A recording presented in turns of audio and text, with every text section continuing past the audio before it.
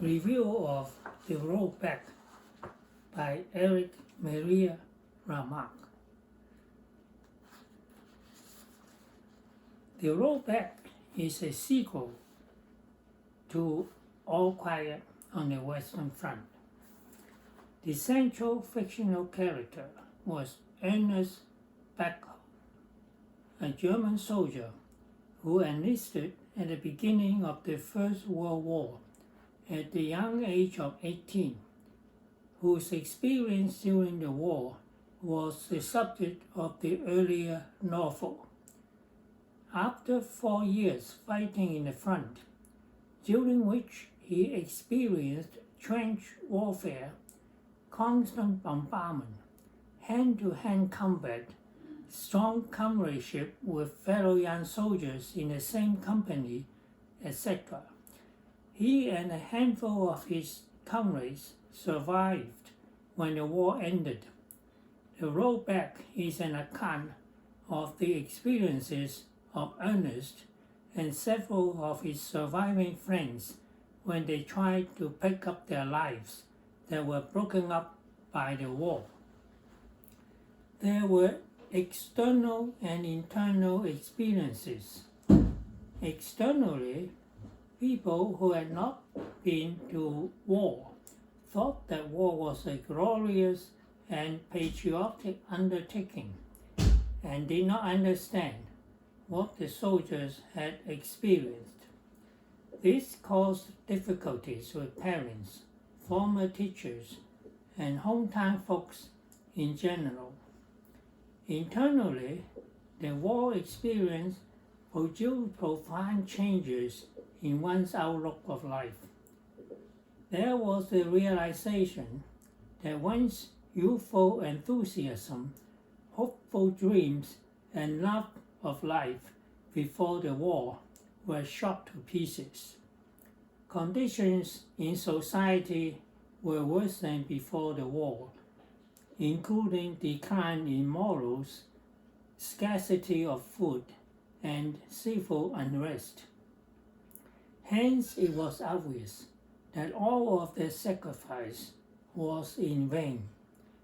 The feeling among many returning soldiers was that they were not welcome and that they were not good for anything else other than soldiering. This led to depression, lack of confidence, and even suicide.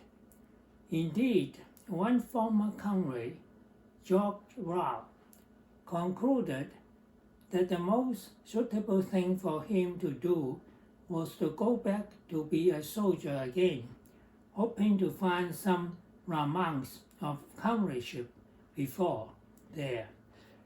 Instead, what he found was mere barbarized gang spirit, he told Ernest. Deeply disillusioned, he ended his life by killing himself. A poignant description was given of what went through George's company while dying. There were other noteworthy poignant passages. On one occasion, Ernest was at his parents' home and dozed off. When he woke up, he found his mother staring at him in horror. Apparently, he said something in his dream, using languages common for soldiers at the trenches, not the kind he would use before he enlisted. When he asked his mother what caused her concern, his mother said she was shocked how bad things happened even to her gentle child. In her mind, the war was full of bad people trying to harm her child, who was always gentle and innocent. She had no idea what her child had gone through and had changed into a soldier. He had endured constant bombardment and had watched his comrades blown to pieces. He had killed soldiers on the other side and watched their slow, agonizing death. These young soldiers, killed by her son, through no fault of their own, were thrust into the war just like her child. The passage was among the most moving accounts of how war was misunderstood and how people were changed by its horrific experience. When peace was announced and the soldiers were to be dispersed, the company commander, a fellow named Hill, in a parting conversation with Mark Well, said that although Well's life will henceforth be less bloody, it will be less heroic. Being heroic, in Hill's opinion, is the best thing in life, to which Well responded, "The misery of millions is too big a price to pay for the heroics of a few."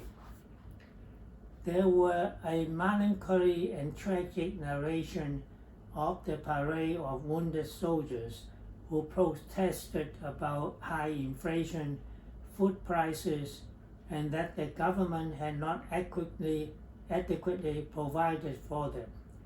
The parade was formed by sections marching in force. Big white placards were carried. Quote, "Where is the fatherland's gratitude?" Unquote. Quote, "The war cripples are starving." Unquote. There were men with one arm carrying the placards, followed by blind men with their sheepdogs. Behind the blind came the men with one eye, the tattered faces of men with head wounds, dry, bulbous mouths, faces without noses and without lower jaws. On these followed the long lines of men with legs amputated.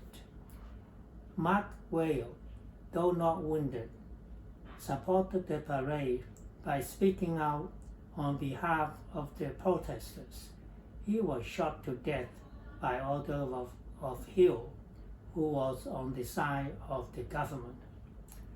Although the book deals with serious matters, there were occasional passages that invoked smiles. One was a remark by Ernest when he arrived home that it had been 2 years since he saw an egg. Another was that in a dinner party, the friends found they were being looked at by others because they were eating with their hands. Since this mode of eating was what they were accustomed to in the trenches, they had forgotten that forks and knives were to be used.